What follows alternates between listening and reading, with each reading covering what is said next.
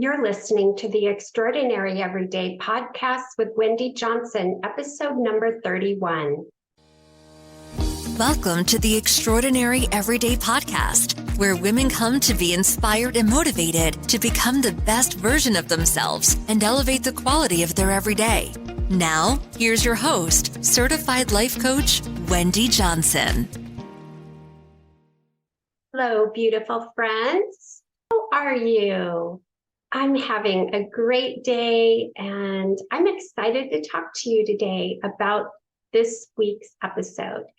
And what happened was last week we had a plumber over fixing our water heater, and he didn't mention, and I didn't think about the water being off. I felt during the time it was off, I could do things such as take a shower, wash my face, wash off the breakfast dishes.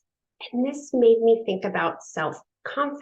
So today's topic is about confidence boosters. And I can relate self-confidence to the water heater being off. It's a lot like running water in your home. You have it and you don't think about it. And when you don't, it's painfully obvious. You forget when you're confident, but you definitely know when you're experiencing a lack of confidence. And you've probably heard people say, be more confident. The problem is most people put off being confident because they feel they're not ready to go for it. And they think if it only were that simple to be more confident. So I'm going to give you 7 ways to cultivate confidence. 7 confidence boosters. So what is self-confidence? Self-confidence is a feeling of trust in one's abilities, qualities, and judgments. It's how good you think you are at something, but it's not a measure of your actual skill. Have you noticed many men are typically more self-confident than women? It doesn't mean they're skilled. In fact, they could be downright terrible at doing something, but they're still doing it because they have the feeling of confidence. And a lack of self-confidence is a crippling doubt. If you have it, you're not even going to bother to start. And the Oxford Handbook of Positive Psychology puts it another way. If the person lacks confidence, again, there will be no action. And the confidence boosters I have for you today, they're something that you can incorporate in your everyday. As you go about your day, you can exude more confidence. And the first one is to take up space. What do I mean by that? It's the posture you adopt. And the posture you have affects how you feel about yourself. Try straightening your spine. Opening your chest, lift your belly up, and then take breaths in your abdomen rather than up high in the chest. And do this when you're sitting and standing, and you can practice this when you're at work, when you're at home, when you're eating, when you're standing in a line at the grocery store. You can always practice your posture and then look up rather than looking down. In her research, Amy Cuddy, a social psychology professor at Harvard Business School in Massachusetts, discovered that occupying more space elevated testosterone levels and lowered cortisol levels. And when I've been at trainings, coaching trainings, I think every training I've been at, they have a stand up after we've been sitting and to take a pose for 2 minutes. And you choose your pose, a Wonder Woman pose, and you hold it. And while I'm sitting at my desk, I'll interlace my hands behind my head with my elbows out. I drop my shoulders and I'm stretching the upper body, the shoulders, the chest, the triceps, the neck. And it's helping me to lift up and lengthen when my shoulders begin to drop and roll forward. When you expand your posture, you feel more in command, and it sends a signal to your body and brain that you're capable and powerful. This is something you can incorporate into your everyday. The second confidence booster I have for you is to take care of your body. It's hard to feel good about yourself if you're abusing your body. On the other hand, if you practice self-care, you know you're doing something positive for your body, mind, and spirit, and you'll naturally be more confident. And this pertains to your diet. When you fuel your body with the right foods, you feel healthier, stronger, and more energized, which can result in feeling better about yourself. And exercise. Studies consistently show physical exercise improves a person's body image. And when their body image improves, they feel more confident. Exercise is elevating your mood, lowering depression and anxiety. You're seeing changes in your body, health, feeling better. And when you're committed, and being committed is an accomplishment. And when you have a heap of accomplishments, you're going to feel more self-confident. And if you're not working out, then start small with short walks, take the stairs, turn some music on, and dance for a few minutes. Just find short spurts of energy that you can do throughout your day. And the third confidence booster is to up your dress. It's been proven that wearing different clothing prompts you to think and behave differently. If you want to feel more confident, dress as a confident version of yourself would behave. Does a confident person stay in sweats all day? Do they wear ratty clothes? There was a study done that showed when an individual wore a lab coat, such as what a doctor wears, that they felt more confident. So when you put something on that feels good, it's going to change the way you feel and think about yourself. And the fourth confidence booster is to defy the imposter syndrome. Imposter syndrome convinces you that you're a fake and your accomplishments aren't worth anything and don't count. And this doubt creeps in because it's easier to remember our failures than it is our successes. Regularly checking in and writing down your successes will help you remember your abilities.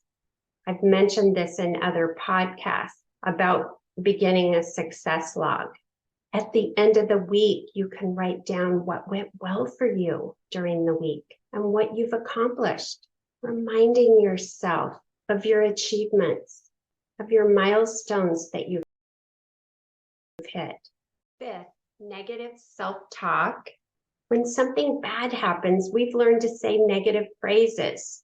And I have two phrases that are in the vocabulary of most people that I want to recommend to you that you erase.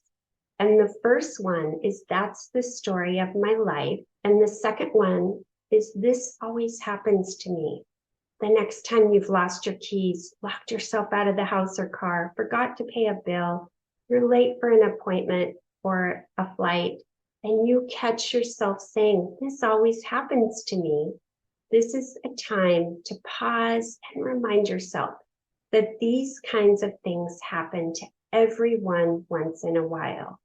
If you don't want the story in your present or future, then don't tell yourself that's the story of my life.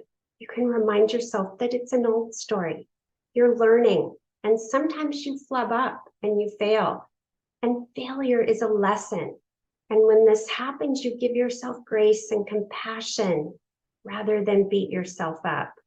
So eliminating negative self-talk, especially with these two phrases. And the sixth confident booster is to stop labeling yourself.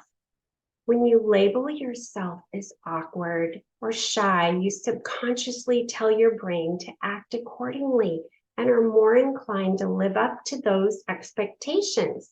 Be your own cheerleader. Recite positive phrases or affirmations to affirm who you are. You're confident and strong, and you can visualize yourself winning or achieving something before you've done it. When you do this, you're preparing your brain for success.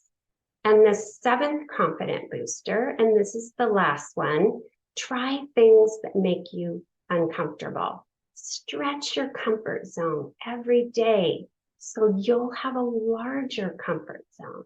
So when you're outside of it, you'll be able to be more comfortable because you've had the practice of experiencing discomfort. Keep trying new things and not assuming you can't do something if you've never tried it.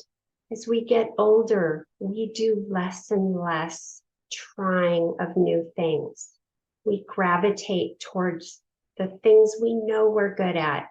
So that's it today, friends. I'll just go through the 7 confidence boosters. The first one is to take up space. The second one is to take care of your body. The third one is to up your dress. The fourth one, defy the imposter syndrome. 6, negative self-talk. 6, stop labeling yourself. And 7, try things that make you uncomfortable. Each time you practice these proven methods, you can gain more confidence in yourself. You've got your own back, and you're giving yourself that little boost every day. That's going to be slow and gradual. As I was planning this podcast, I experienced my own lack of self-confidence this past week. My cousin was coming to Palm Springs this week for a girls' trip, and she asked me to teach a yoga class to her and her 9 girlfriends. And I hesitated. I had so much fear about teaching a class to them because it had been 10 and a half years since I taught a group yoga class to a group of women. And I was hearing all these negative voices for several days. And I was feeling so much fear about doing it. I went ahead and told her yes. And that was when I started panicking. But I made sure that I was prepared. I wrote about what I was feeling and thinking. And I began to restate words that were going to help me, that I could do this, and that I am experienced. And I've been practicing yoga, and I've had almost 1,000 hours of teacher trainings. Even though I'm not doing that anymore, that is in my past life, I still had all these doubts creep in. But I have to tell you, I taught the class yesterday morning, and it turned out incredibly well. And I had mentioned to all the girls the last time I had taught a class like this. And they said, "Oh my goodness, it seems like you just were teaching yesterday. We would have never known. You're such a professional." So I had an amazing experience, even though for several days I was so nervous. When I showed up and when I taught, I felt so calm and at ease, and everything just came together. Everything I had ever learned was back in that subconscious brain. And I just had to rely on that. And I couldn't listen to that primitive brain that was trying to protect me. So I hope this helps you when you come up against something that you're scared to do. You're never going to be ready, that there's always going to be doubt, and you can't put it off waiting until you're ready, because even when you're ready, you're still not going to feel like you're prepared. But these boosters that I had laid out have helped tremendously. I was watching the negative self-talk. I was really working on my posture and spine. Watching that imposter syndrome. Who do you think you are? Everything that I was teaching, I had to incorporate into my own life, and it worked. It helped, but I still had to feel that stuff that was coming up and do it anyway. I hope you enjoyed today's episode, and I look forward to seeing you next week. Take care, friends. Bye-bye. Hey, if you enjoy listening to this podcast, you have to come check out More You, my community of like-minded women. We show up to create the highest version of ourselves and elevate the quality of our everyday along the way. Head over to ontraclifecoaching.com/join. That's ontraclifecoaching.com/join. I'd love to see you in there. And if you haven't grabbed your copy of the Mindset Makeover, head over to ontraclifecoaching.com/makeover and get a copy that teaches and inspires you to show up as your most extraordinary self.